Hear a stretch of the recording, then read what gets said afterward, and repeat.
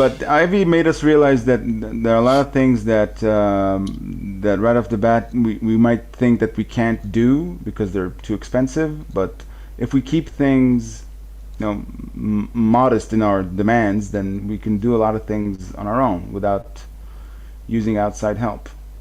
And that was a big moment for us. I think. Yeah. Yeah, Ivy is like a 12-minute short that cost about $10,000. It should have cost us a lot more than that, I think, but we kept it manageable to what we can afford, and right. And I think we became good at that over time, with necessity and pressure and all the rest of it. It's like we come up with pretty good solutions. Yeah. Well, how do you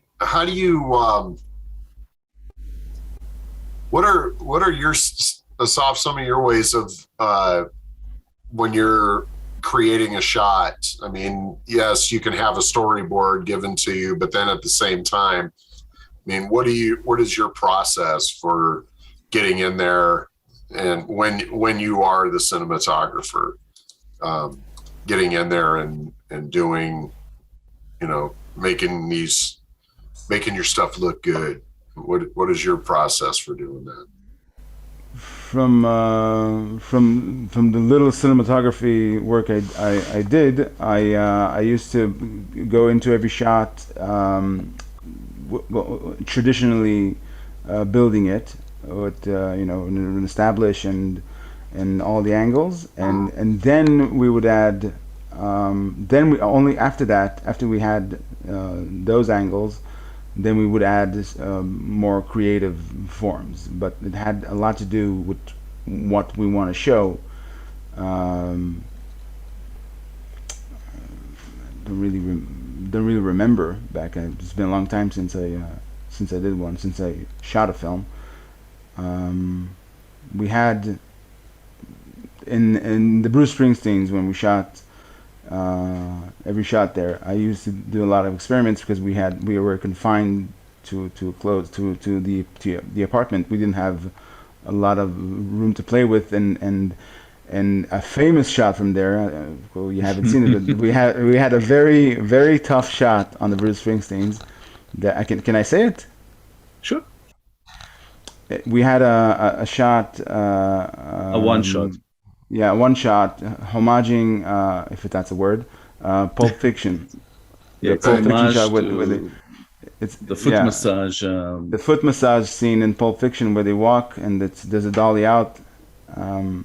So we did a handheld shot, a one shot, for which I had to construct some sort of stabilizer for the camera, and we did a very tough one shot where Itai pulled me back. I held the camera and I walked backwards, and Itai was guiding me, and the actors they had to stay in focus and they had to do their scene, and we went through the set, and it was very narrow at certain spots, and we had to pull it off using that contraption. And it only took 40 takes. Yeah, how many? 40 something takes. Yeah. Okay, the thing Kubrick. is, Asaf had to walk. It's not about that. We had to get all the text and everything done in the one shot. Right. But Asaf was walking backwards, shooting the actors. Right. I had a hand on his shoulder, and we had our signals and everything, telling him when the corner is coming. We had to go around the corner and stuff like that, because we had to make it look like the kind of like a corridor, like it was in Pulp Fiction. So we actually had to take doors. We had to take doors off, and put them away so that we could off the hinges, so we could walk through without opening doors or anything like that. and the actors had to get their lines right, which was really funny at first. And then everybody was getting frustrated. When you're in take 27, it's like, come on, guys, we can do this. We can do this. What the fuck? We had a few of those, and I think it's in the bloopers. But yeah, Asaf actually went on YouTube, like, to find a tutorial and actually built like a Steadicam. And we used that, and it worked perfectly. And yeah, it was one of those things where we worked out that this DIY thing, you know, we can actually really do that. What was it? Do you remember what the contraption was? Yeah, it was it's two, I think, 1/4-inch pipes, steel pipes, like for plumbing, that held the camera on them, and some weights at the bottom. It's so almost when you like hold a the camera, cross. like a cross thing, but the center of gravity goes at the bottom, so every movement doesn't affect the shot. It doesn't shake, or shakes much less. We had to sort of weight it, I guess, with actual, you know, discs from my sort of home gym. Gotcha. You know, we took those and put them at the bottom to sort of stabilize it. I remember that, and it was just, I was amazed at how perfectly, you know, that worked. I was surprised as well.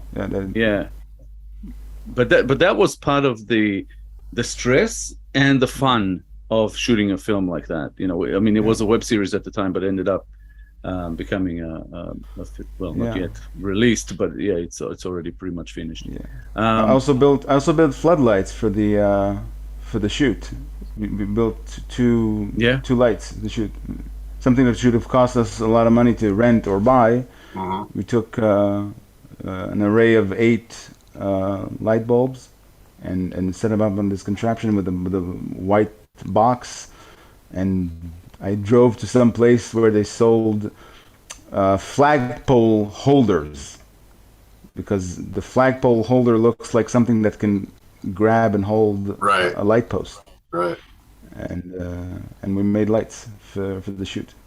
Nice. Yeah, it was nice. Because we realized that we're going to shoot this over however long, and if we kept renting certain equipment or buying it, it would blow out the the non-existent budget that we had. So Asaf built those, and I think you still got them. They're still I still have them. Although one of them makes the street lights dim when I operate it. In the neighborhood. But that's one of the things, like, you know, like Asaf said before about the Bruce Springsteens, that it was probably the most fun we had, and it was also a lot of stress. But that sort of sense of accomplishment, like whether people like it or not, you know, it doesn't really matter. We have that sort of sense of accomplishment out of this one, knowing that we made that with not just no equipment and no means, no crew, you know, none of that to speak of, and it really, the whole thing has 3 actors, and one of them is Asaf, you know, and a sort of a cameo, in a bit, in a small role, So it was a great shoot, that one. I mean, and I still love watching it, you know. I did too. I watch it occasionally. Well, sometimes. Because Todd, you mentioned, you know, watching your own work, and for us to watch our own work is not an issue. I mean, unless we've seen it, you know, 60,000 times in 1 month or something. But going back and watching them every now and again, I love doing that, and I also use it as some sort of an exercise to try to take myself out of that, as far as watch it as if it's somebody else's film. Gotcha. That's my best way of finding you know, faults that can be used as a learning experience for, you know, for the next one, kind of thing. And I can say for the 8 people in the world that enjoyed the Bruce Springsteens, the series, I can say 6. The 2 of them passed away. The film version is much better because it contains things that didn't make the cut. A lot of shots that we couldn't use.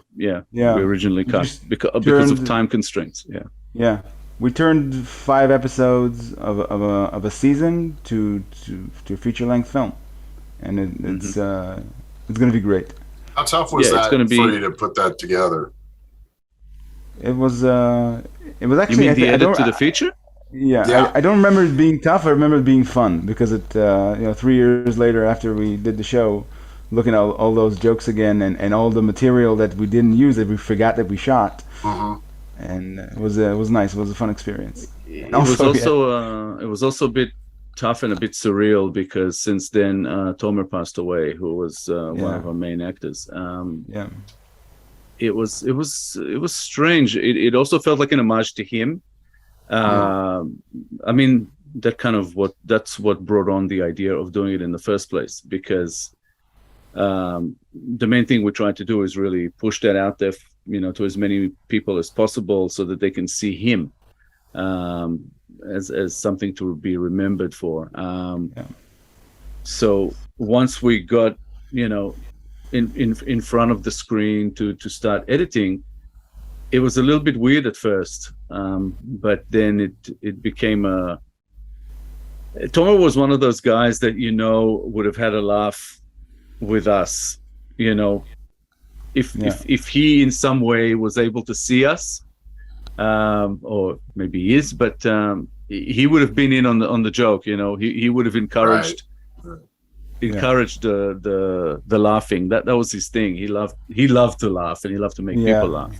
So yeah, every time we did laugh and even joke about what happened on the set and when we were shooting, that actually felt like like I guess in a way it's in his honor, but also like he was with us in some respect. Yeah. But again, I'm not sure how people will respond to it as a film either. But Well, we'll we see. have those 6 people, so that's a good start. Yeah, yeah. Well, I get the whole revisiting something after a while. I've been going back to some of my films because obviously I know things now that I didn't know back when I cut them together, and a lot of it just has to do with audio editing, and I feel like I've really kind of upped my existence on when it comes to audio work. And so I've been going back and revisiting some of my projects, my old projects, just to fix the audio in some. I'm like, and I'm doing the Surviving the Undead series is the first thing I'm going through. I'm gonna do those other short films, Itai, but I'm gonna wait until I shoot the stuff with Rhonda here in August. To tie those all together, and then I'm just gonna put everything back in and just edit the whole, literally like edit, put all the projects in, and then edit the whole thing, and fixing the sound and all that stuff. But yeah, it's kind of one of those things. I understand the whole revisiting, because going back through the Surviving the Undead show, it wasn't horrible. It's going to be better now because I didn't realize how bad even the stuff that I gave you, Itai, was. And I'm going through and a lot of it I've already fixed. I've already finished 2 episodes and doing the color correction and all that stuff. So yeah, it's always, you look and you go, God, what the was I thinking on that? I mean, did you guys have any of those moments when you were going through it? Well, when I ask Asaf to revisit anything we've done in the past, I can hear him slashing his wrists, even on the phone. I can't even watch my reviews, even on my indie review vlog. It's a lot of it is cringe to me now. I can't watch it. It's hard to see the things that I've done in it.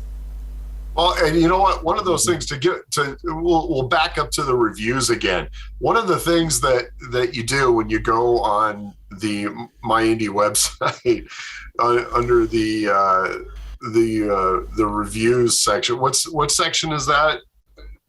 It's just under MyIndie review vlog. It's under reviews. Yeah, it's just so cool because Asaf puts himself into a screenshot of the movie, Yeah. And you know, a lot of them, it's kind of scary that you look at it. Almost literally, he's pretty good with Photoshop. He he looks like he's in that scene. So I mean, if anything, if you just go to the MyIndie website and look at that, he put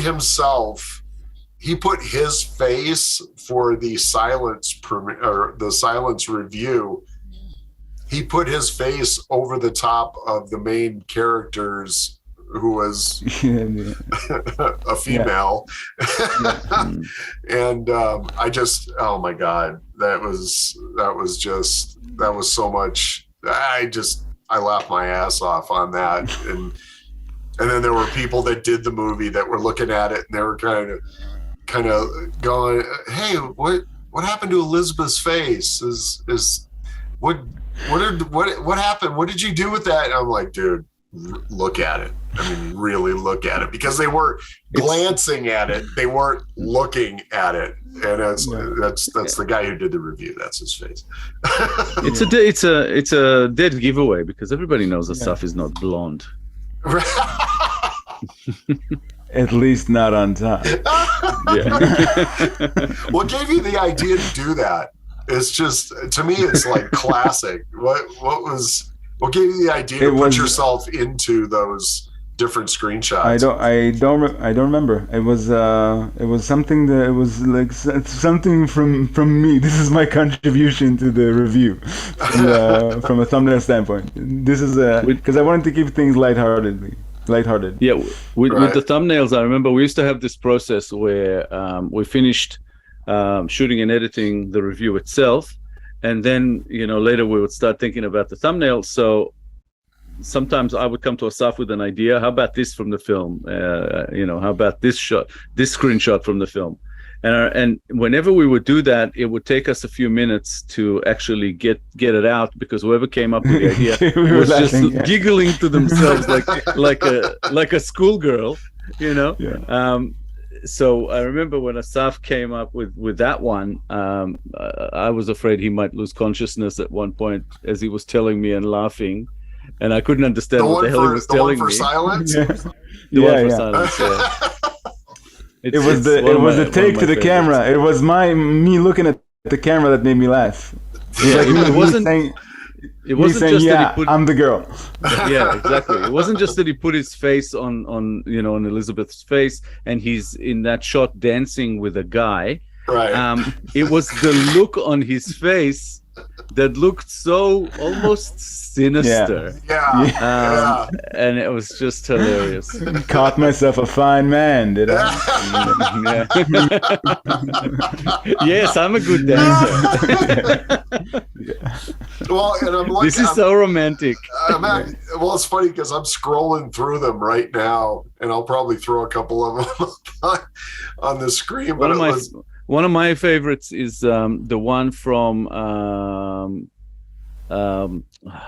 I know what you're going to say. Yeah, the Song of Solomon. That was stupid. Which one? The Song of Solomon, which is it's a possession film. So the character is possessed, and Asaf put himself in it as if he's taking a selfie of him and the possessed girl. He's got his phone out. It's episode 18. Yeah. Episode 18, I think, of season 1, but I'm not sure if it's season 1 or season 2. But it's episode 18, I think. Episode 18 of season 1. Yeah. Episode 18. Oh, yeah. It's a very gory film. That's one of my favorites. It's like the last thing you would do with a possessed girl if you'd see the film. Oh my god. And another one that's like a real favorite of mine is Jackson Love, which is I think episode 21. Yeah. And he's sitting in the back seat. Sitting in the back seat, and the look on his face, like one of these girls is just not who she says she is. That kind of thing. But my favorite, that was my favorite one is the American Guinea Pig, where there's a guy. Which one? Just episode 23, where he's got the guy's got blood. Sacrifice? It looks like he's brushing his teeth. Yeah, he's torturing himself. What are you Yeah. doing? Why are you, You good, bro?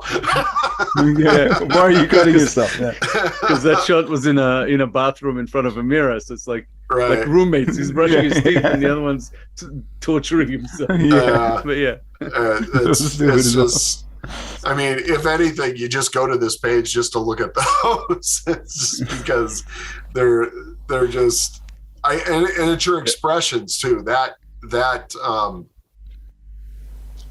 helps. That just helps to sell it. It's almost like you want to watch it just because of the shot. Like episode 19, where you're like, look like you're cross-eyed yelling at your phone, and the other guy, Yeah, that's for scumbag. or scumbag. Yeah, scumbag. Yeah. Mas It's, Roberge film. Yeah. oh my God. It's just the, awesome. the thing about that, you can also see it with the thumbnails, but it was also happening with the episodes. As we went on, it got crazier and crazier. Even the reviews themselves, the promos, Yes. we started injecting this like crazy humor into it. Yeah. I used to talk about something at the beginning of each review that has nothing to do with the review. Something outrageous that never happened, some sort of story.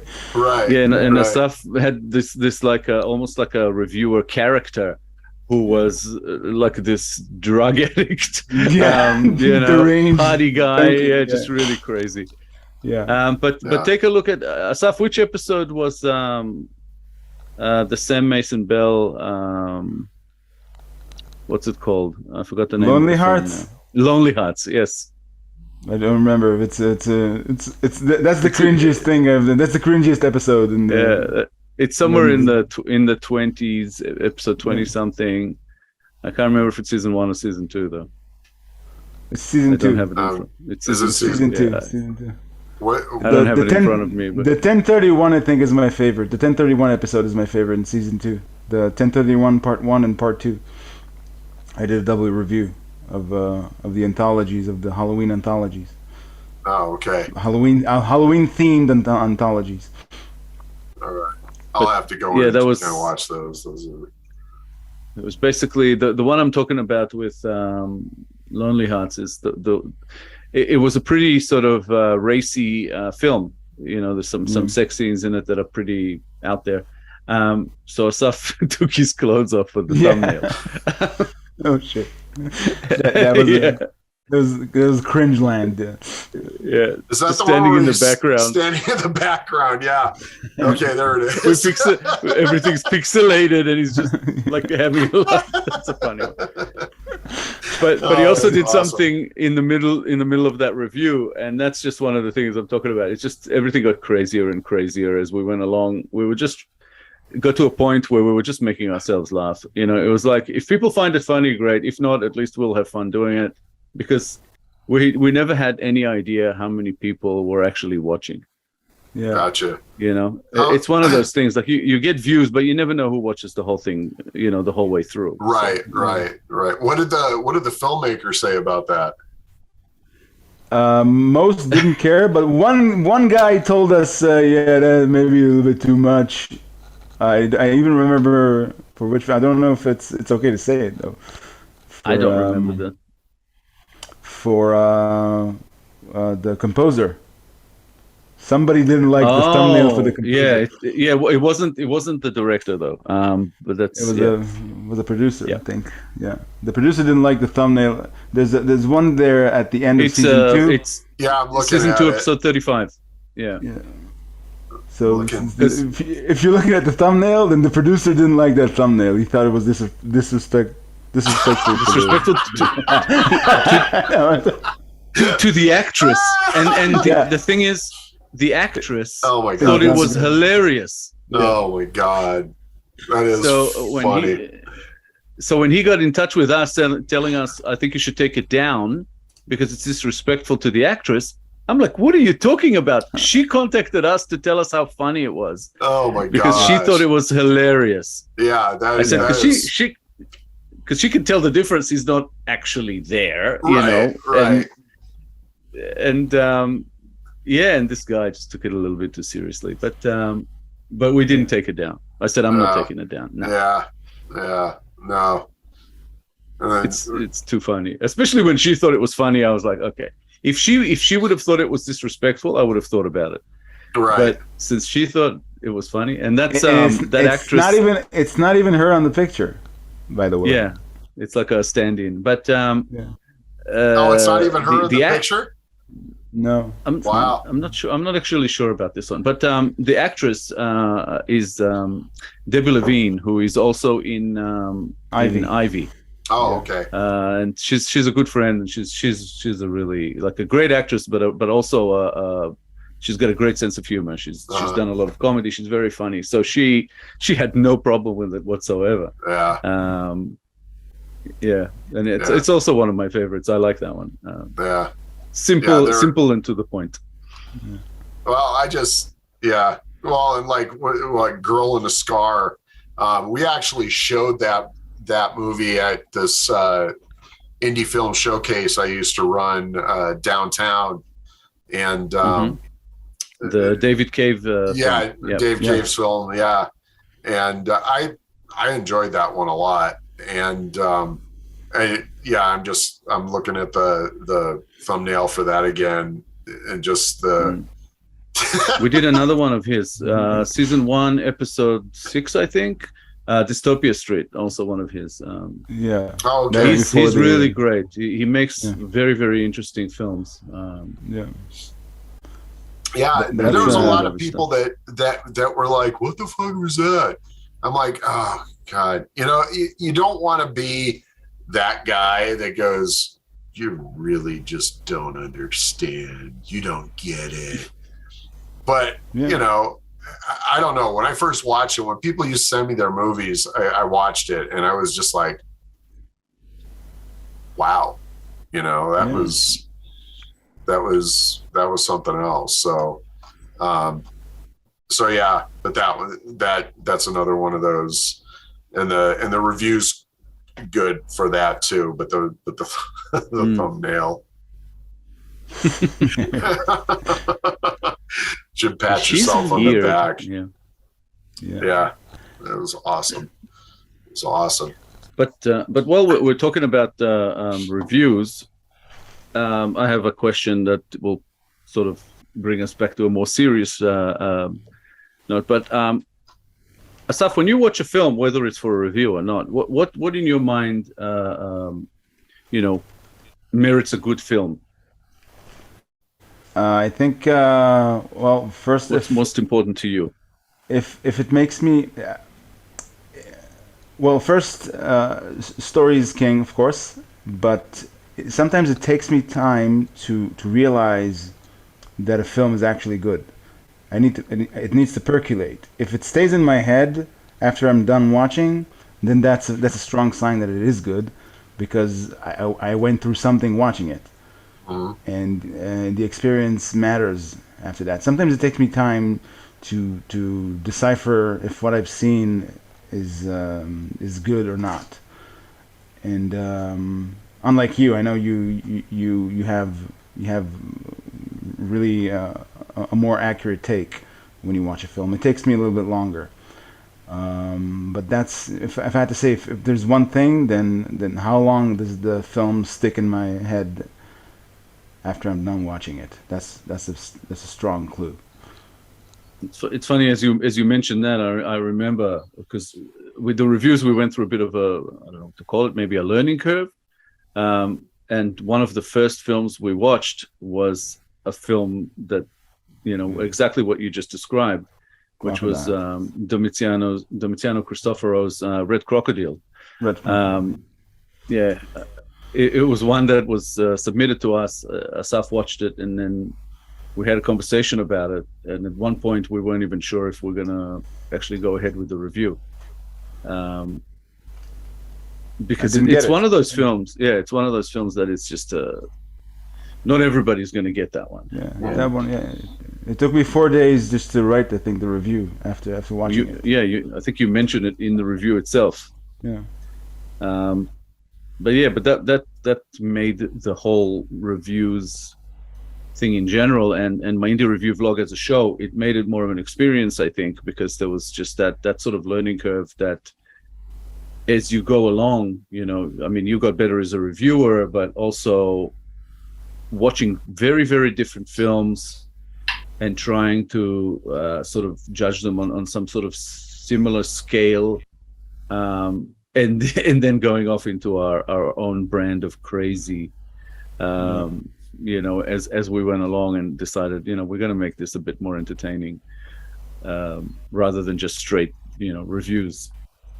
So the show itself went through its own sort of evolution. Yeah. But in the end, after 2 seasons, we kind of wrapped it up because it was taking a lot from us. I think it was a lot of work to get out an episode a week. It was really hard to make. Yeah. It was almost like making a short film a week, really.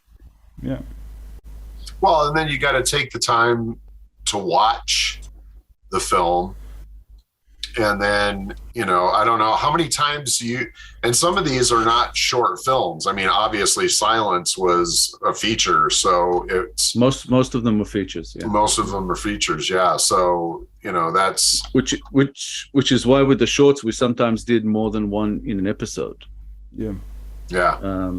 It's like for Mad One Films, for Jason Buterin's films, like 4 films in one review. Yeah. So, you know, it was a lot of films. Yeah. I think after Red Crocodile, I realized that I shouldn't write a review right after watching a film. You need to let it percolate. To really get to a place to really realize what I think about the film or what I can gather from it. I did the same thing with every film I've watched after Red Crocodile. I used to watch the films try very early on to watch each film. I would review, and then I would wait. Let it marinate. Sink in. Yeah. Well, it was like quite a process, you know. It's like watching the film. Well, even before that, it was writing. I mean, we only started doing promos about halfway through season 1, but writing a promo, shooting a promo, editing a promo. Well, although we didn't do as much editing with the promos, but but then watching a film, writing a review, editing the review, shooting the review, editing the episode, making the thumbnails, working with sometimes excerpts that weren't enough at times. Yeah. Well, and a lot of the times you also, like at some point, you know, you go through that battle that all of us do as indie filmmakers, where you feel that everything you do is not really appreciated anyway. So we struggled with that at some point, and I think also that's what drove us to going, you know, let's just make it so it's fun for us. Right. Because a lot of filmmakers, I think, did not fully appreciate how much work went into making those, and that it was made to promote their work. And even with just written reviews, you know, it's like people take the time to watch a movie, write about it. You need to appreciate that a bit more, and I think a lot of filmmakers don't. Yeah. You know, they just want people to tell them how great they are. It's exactly. That's the bottom line. And if somebody says, well, you know, it was okay, and you start giving them, you know, we all want to be patted on the back, but we don't learn from pats on the back, you know, for the next project. To me, it's like, if we fucked up, tell us where we went south so we can, you know, I mean, again, because you guys within your reviews are so, you're respectful, you know, and I really kind of feel like that's, you know, that's a good thing, and you don't have to be a dick about it to tell people that, you know, maybe there were some things, but then at the same time, I mean, I know some filmmakers who you listen to and it's, did we see the same movie? You know, it's that you look Absolutely. at. Yeah, I mean, it's just, you know, but then as you guys having to do this stuff and taking the time that it takes to put stuff like this together, I mean, how long does it usually take you to put one of those thumbnails together? I mean, first of all, we have to send you, didn't you ask me to send you a bunch of screenshots? I think if I remember correctly. So Yeah. I send you a bunch of screenshots. Then you got to figure out which one of these you're going to do. And then how long does it take you just to come up with the thumbnail by itself? And sometimes Well, it's none of the ones we were sent. You know, it's Yes. like Asaf looked We at had them to- and said, you know, I would rather use this one from the actual film. Yeah, And Right. then the frame. we had to get in touch with the filmmaker and ask for permission to do that, and only then would we do it. Gotcha. So it added more work to that process as well. You know, I would Well, decide on a frame. We would decide on a frame. Then I would stage my face to match the face of whoever's in the frame, or Right. if it's the somewhere in the angle, frame. yeah, Yeah, and then would give, you know, shoot myself, and then shoot yourself. use shoot myself, film myself, and then I use that. That's just for the thumbnail. We only did that after the episode was, you know. Yeah. Well, was and how much wrapped time did it take you to put that together?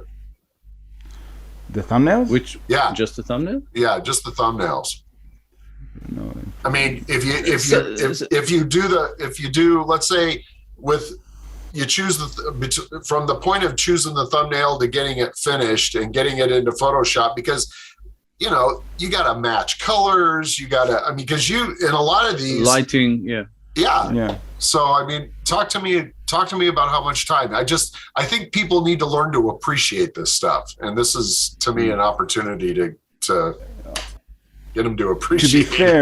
To be fair, the color correction and everything that happened after that was I didn't really invest a thorough thought into that. Uh-huh. I did it to be good enough because we needed to put the episode out. Right. So I used to give myself like 30 minutes to maximum to an hour to get a thumbnail ready.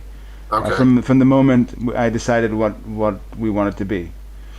Once you had the actual pic, Yeah. Once I had the actual material, then an hour max. But it usually took less than that. Usually took The upwards of interesting 20 thing minutes. about it was that in some of them we had to actually put in work to make it look obvious that Asaf is not in the film. Yeah, and So I that failed a people couple would of times. understand, so that people would understand this is a comical thing. You know, this is a joke thumbnail. Yeah. Right. Because some people just didn't appreciate it, thinking, "Oh, people think this is a scene from my film now that you're in it doing that," and it's Right. like, Right. how would they think that? You know, Yeah. how A member of cast is reviewing the film. No, that's not. yeah. But people are, for the lack of a better description, a bit stupid sometimes, and they don't think about it enough, and it's Yeah. like we actually had to sometimes make it look like it's lower quality than it is to make sure that people see that he's not actually in the film, that this is photoshopped onto the thing. Yeah. And that was crazy, but yeah, I remember that conversation. That was great. Yeah. I think there was Yeah. one in the Devil's Machine. In Devil's Machine, it's a bit too close. it's a bit too good. I remember that one. Yeah, that's towards the end of season 2. Automata, Devil's Machine. There's also another one, which is I forgot the film. The House of where you were in that cascade hat. Yeah, the House of Forbidden Lies. Forbidden Secrets, I think. Forbidden Secrets. The House of Forbidden Secrets. That's right. Yeah. That's Todd Sheets, I think. Yeah. Oh, there's Stupid thumbnail. Yeah. There's the Devil's Machine. The Devil's Machine by Sarah Daly and Laurie Brewster, you know, of Hex Studios. That thumbnail, Asaf looks like is in the film, which for some people it'll be like, is this for real? Is this a comedy? What is this? It's a horror film, and it's like I'm there and I don't even know what I'm doing there. Yeah, it's scary because it looks like you're in the movie. So yeah, that's pretty awesome. And House of Forbidden Secrets, it's even more ridiculous in a way, just with the look on his face. And he's also really in the background. Yeah. That's right. I remember when that conversation really took place was when we did one for Sam Bell's series, The Making of. And there's one where I think it's episode 7 of season 1. 7, the series. I can't remember which one. We did two episodes, but the one where you're in it multiple times was when we said, okay, to make sure people understand that Asaf is not actually part of it, we'll put him in it multiple times as different characters reacting differently. And that was the reason we did that. But I remember looking at it and we were just laughing for however long, there's one that went to air. There's an episode there that's unrecognizable, and months later, I think it's a Velton Lishke film. 776. I thought you meant Without Light. Yeah. No, 776 was a very strange thumbnail. If you look at the thumbnail, you won't see anything out of the ordinary, but you have to look a little bit deeper to see that something's off. Well. It's a group of people taking a selfie. Yeah, and because I think because it's a selfie and the cameras matched somehow, then it was so well executed. Yeah, that's I'm towards. It's towards the end of episode season 1. Velton Lishke. Yeah, we did 2 of his films in the one episode. Yeah. Yeah. Like Todd's not trying to work out. Yeah, it's a stupid thumbnail. He's in the back looking at his phone like. I think he told you, Asaf photobombed my film. Yeah. Yeah. See, and that's it's just you guys are so good at that. It's But I think my indie review blog was also kind of. I'm not going to say ahead of its time, but it's in some ways it was the start of this idea of just making content, not necessarily films, right? That brought us. I mean, Todd, you and I to this show, and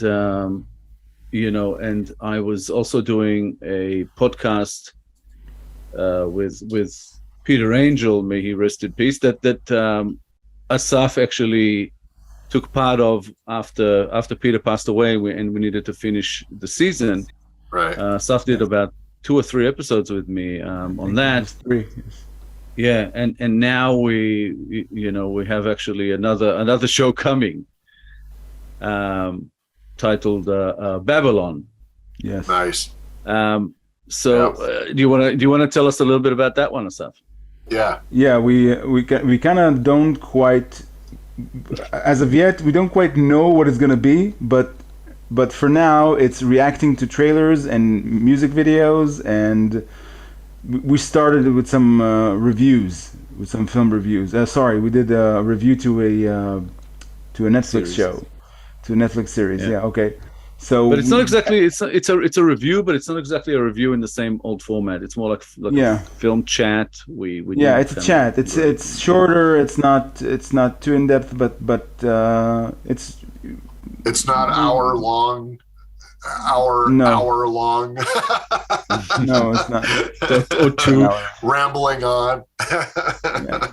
No, it's funny because it's called Babylon, but we actually keep episodes mostly short and sweet, 20 minutes. Yeah, gotcha. Yeah, but that's coming soon. I haven't learned how to do that yet. Yeah, I'm actually looking forward to that. So when are you guys gonna release that? Pretty soon, yeah. In kind of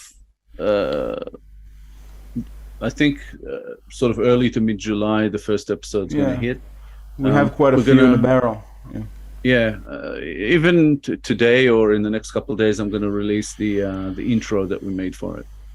Right on. Yeah. Cool. Looking forward to it. Just between like the three of us that were all involved in that kind of thing, what do you guys think about this whole movement into making content rather than, not rather than, or it's not instead of, but in addition to making film? I think it's important to keep the senses sharp. Yeah. To keep the skills sharp. Yeah. I'm having fun with it. I mean, yeah, it's some extra work, but I don't know. I mean, this is what we do. So to me,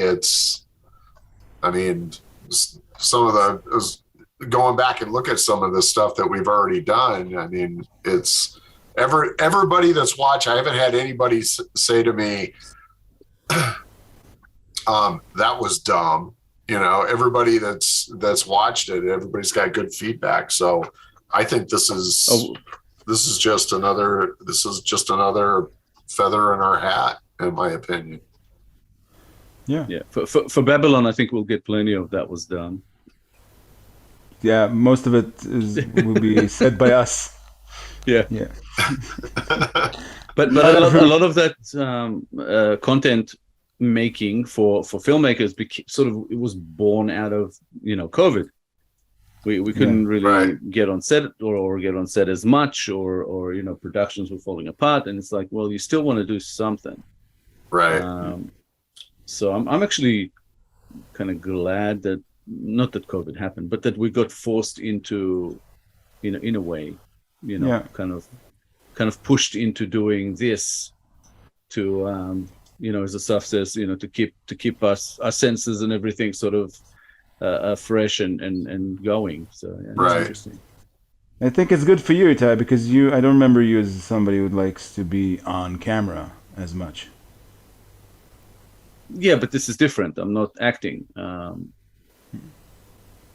sure about that? I don't like I don't like being on camera. Fine actor. When it comes to acting, but I've done interviews before and stuff like that. I don't love it, but I don't mind it. Now, is the new one that you're doing, is that going to be a on camera thing like we're doing now, or is that going to be audio? Or no, it's on camera. It's on camera. Because as Asaf said, a lot of it is like sort of reaction videos. So yeah, we're both on there as well as whatever we're watching.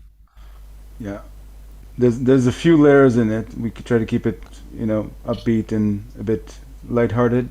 So we use each other for that too. We use maybe I should save it for the for the release. But yeah, we do other stuff there too. Right on. Cool. I have no idea what you're talking about. I'm talking about ridiculing each other. That. Well, we do that here too, but Yeah. Actually, do that all the time. Yeah. I do that to Todd as well, every now and again. Yeah, occasionally. It's all good humor. I give it right back. Yeah. I think that for these types of shows or whatever the dynamic between people, if you have co-hosts of anything, I think that's a good thing to have for the audience's sake. So they watch something that's a little bit entertaining and a little bit more sort of lighthearted. If it's always like serious conversation, we're so serious, we're artists, we're filmmakers, look at us. Yeah.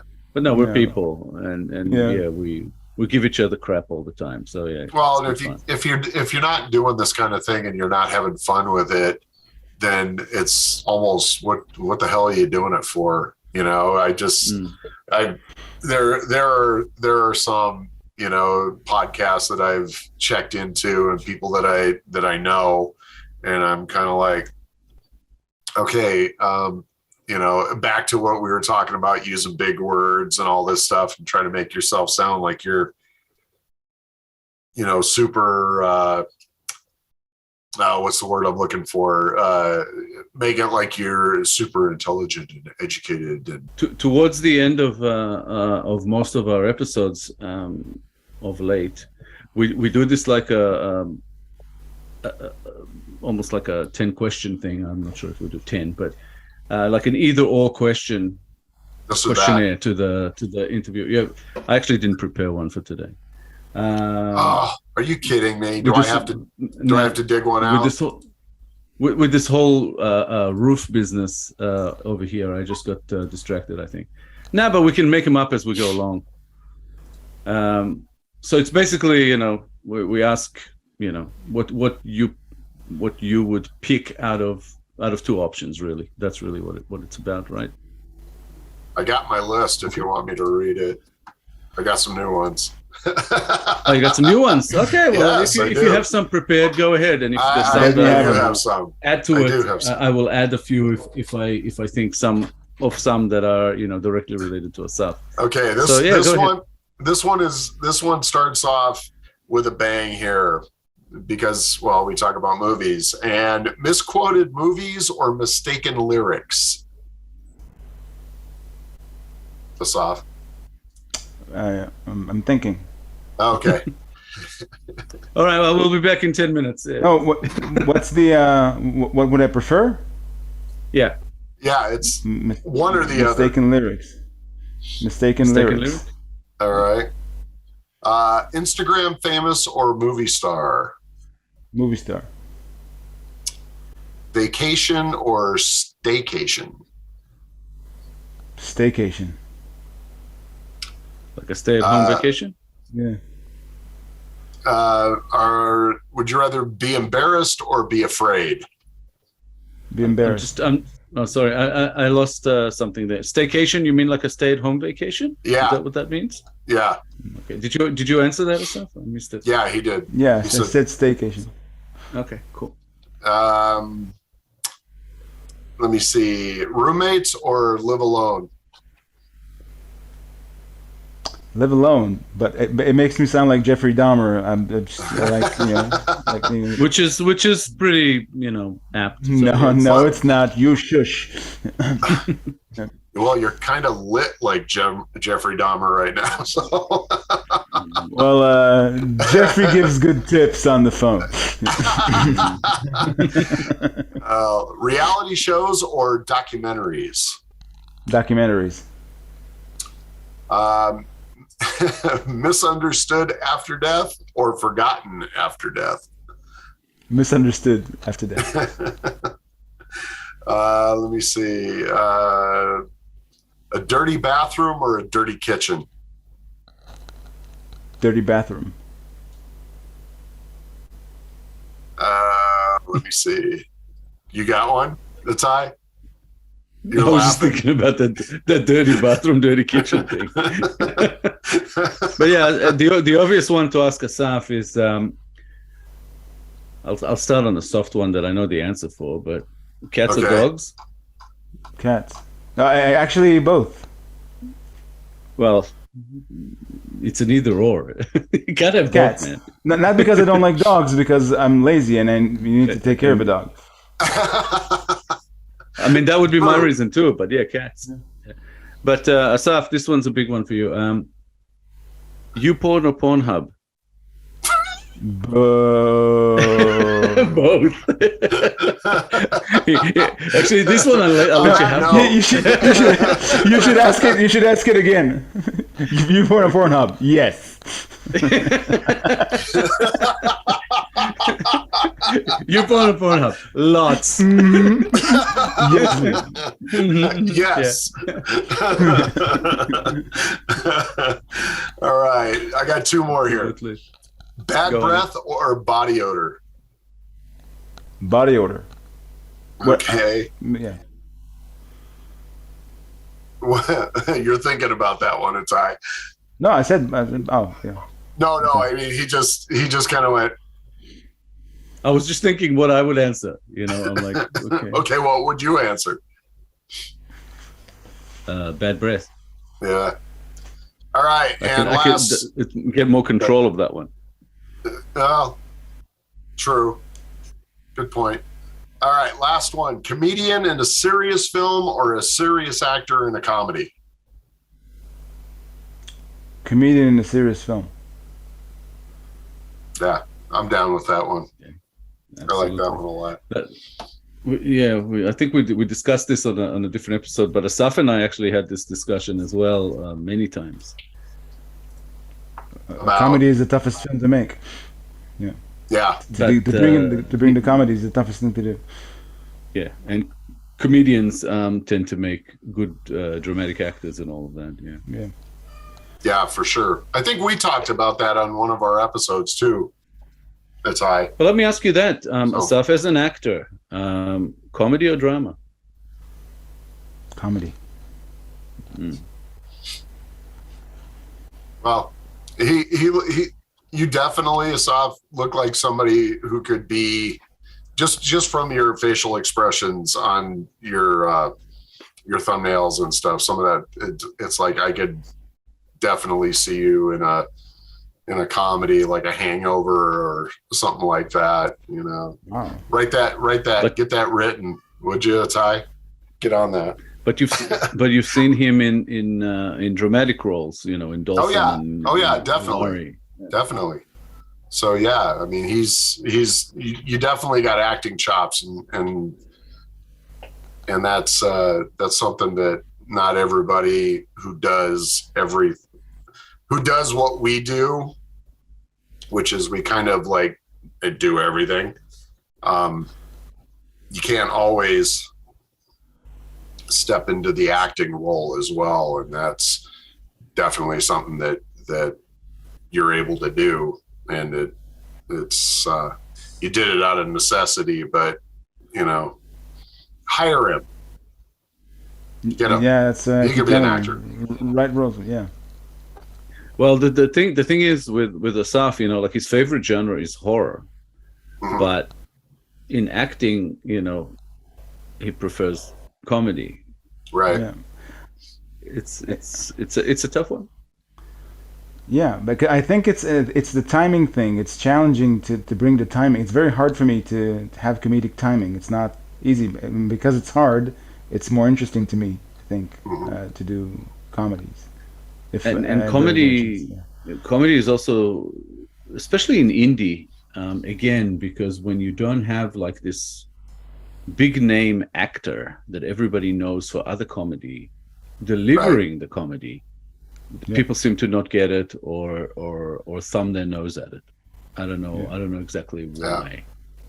But that happens, you know. You don't get a lot of indie comedies, and there's reason for that, right? Because again, if you don't have, I don't know, Seth Rogen or someone who's well known for their comedy in it, then it's not funny, and even if it's the same material that he would deliver in another film, right? That I still haven't fully gotten my head around, but it makes it very, very difficult to. You know, to write for comedy when you don't really see any type of reward coming from it. And I don't just mean, you know, making a profit or revenue from it. I mean actually people liking and enjoying it. Right. Yeah, because you know we found out the hard way with the Bruce Springsteens, where a lot of people just kept telling us, like, I don't get it, I don't know what you want from me, that kind of thing. And if I've said this many times before, but if it was, you know, two very famous actors in those roles, they would have got it, you know, even though it's the same material delivered, correct timing. I think our actors did fantastically well in Zach Cohen and Thomas Shikori, may he rest in peace. They did great. They were very funny, you know. Asaf and I still watch it from time to time, and it makes us laugh. But that's the thing, you know. I'd like to see that one. One very, very soon.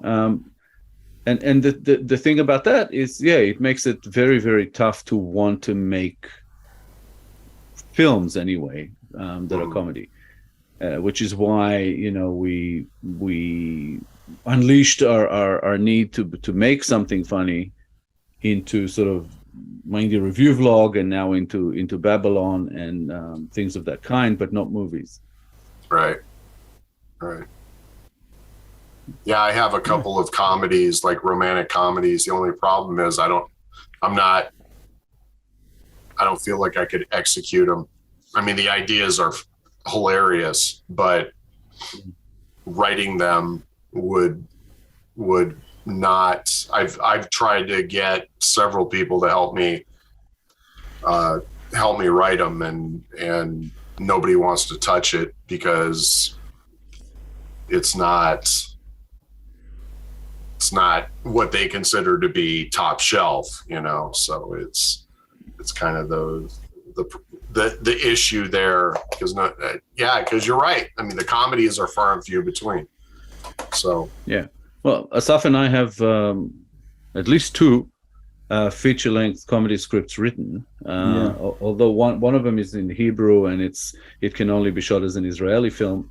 The other is we have actually both versions. We have one in Hebrew, one in English, and it could work in either. But again, they are slightly of the maybe slightly higher budget variety, but we chose not to pursue those because we don't think the reward is there. We will never be able to get that budget back. We're unlikely to get the funding to make them.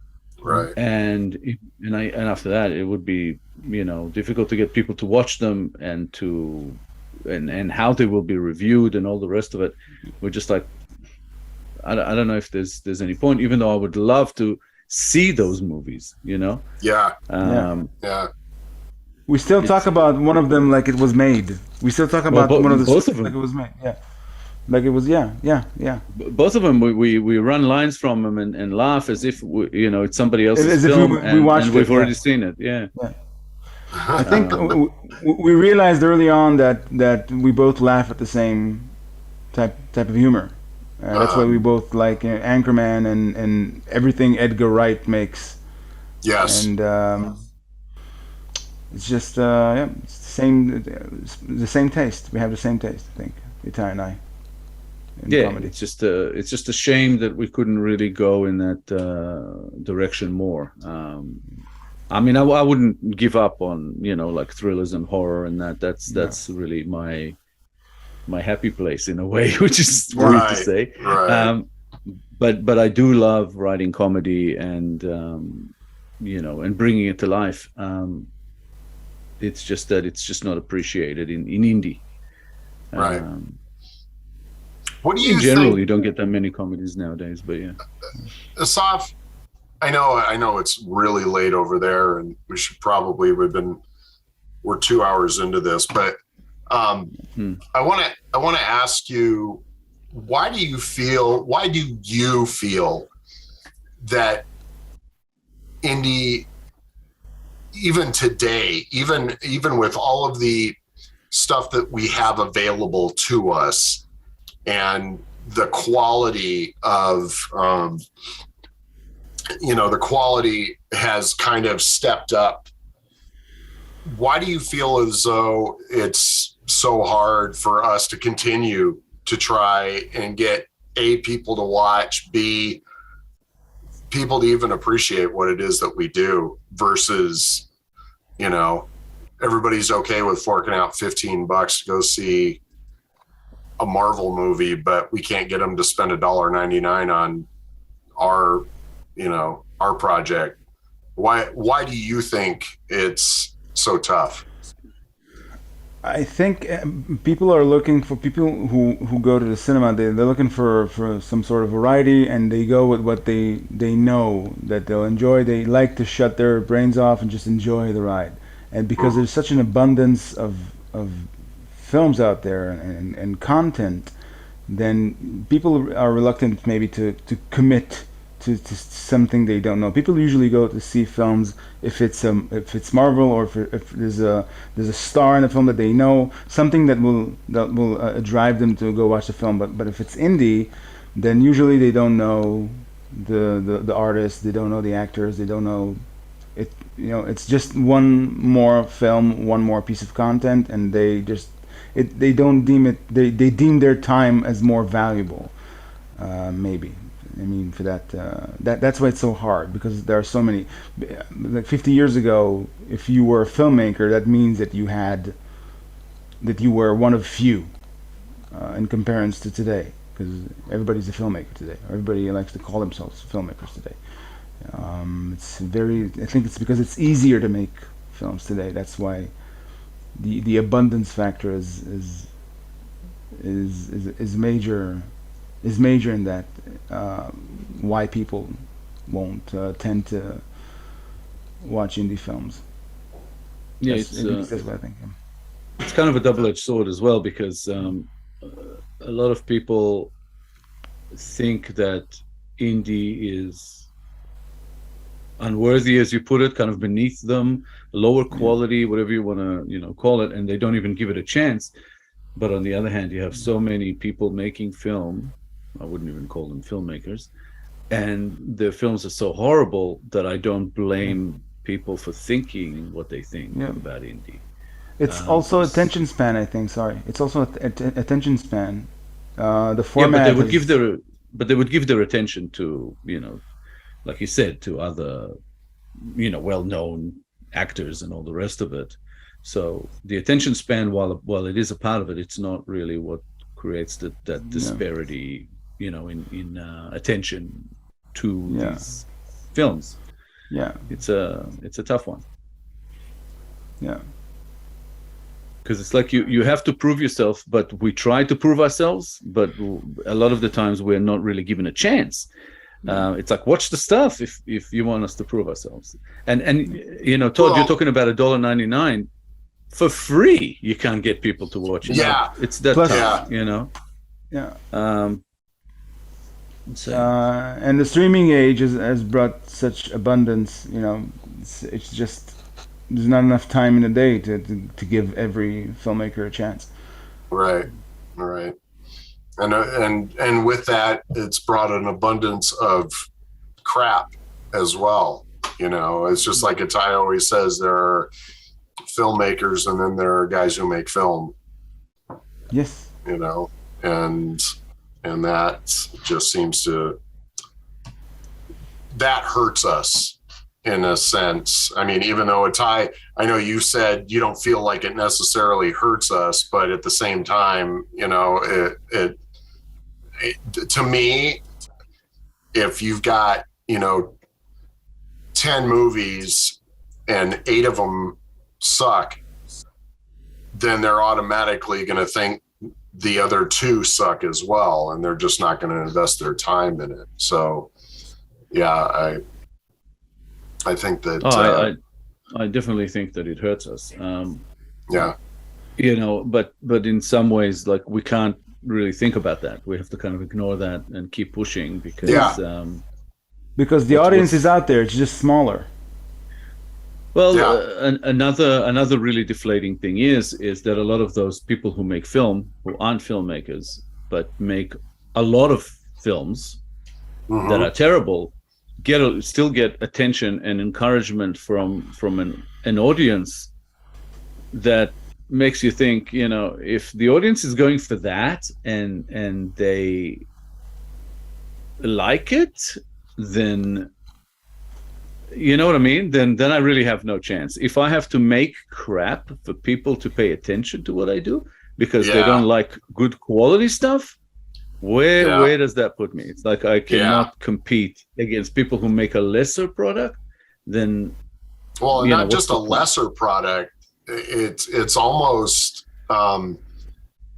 it's almost I don't even want to say inferior. It's almost like high school.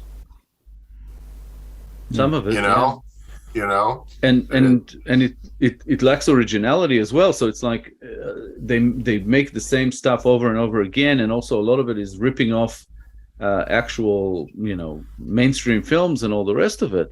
And it's like, well, if I ripped off an actual mainstream film and made it in the quality that I make films in, then it would look even more like a copy.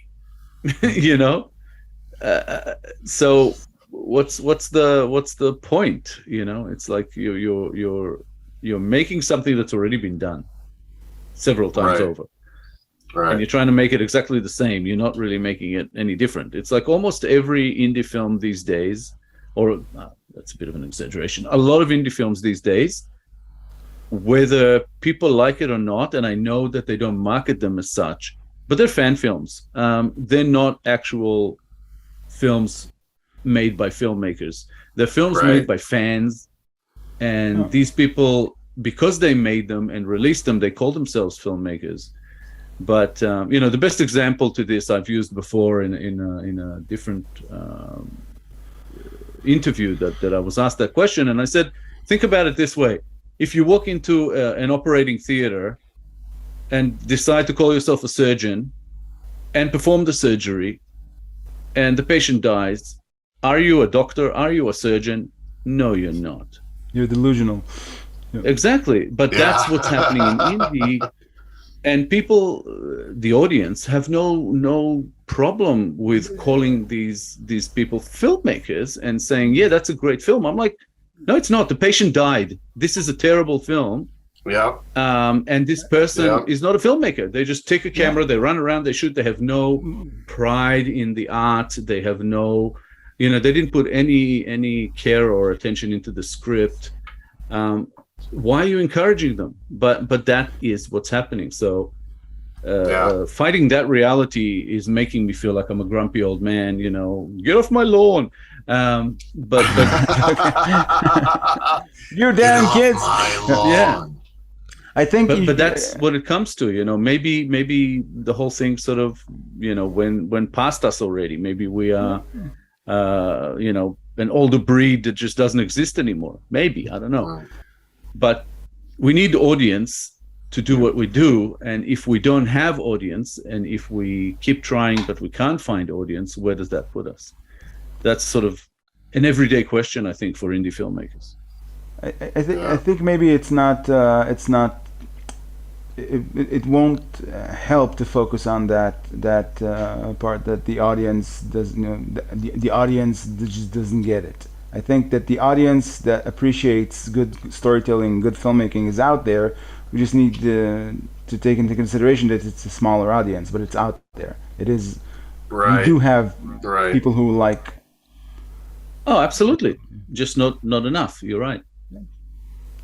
And those people as well belong to that group that sometimes they just don't give things a chance.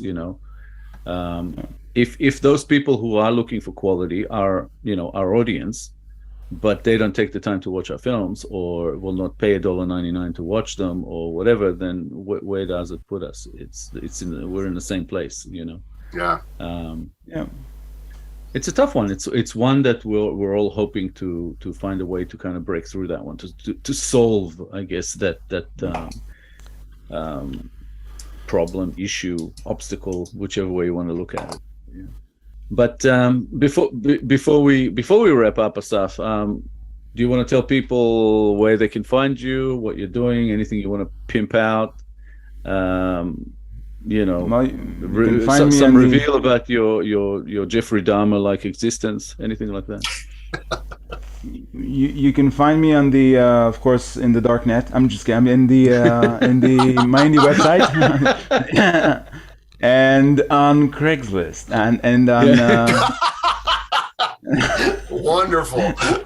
Oh, that's actually scary because it might be true. Link below. My MySpace page is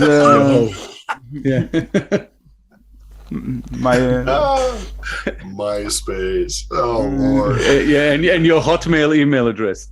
Yeah, my Hotmail email address. So, on the MyIndie website, of course, on the Facebook. On Facebook, find me there.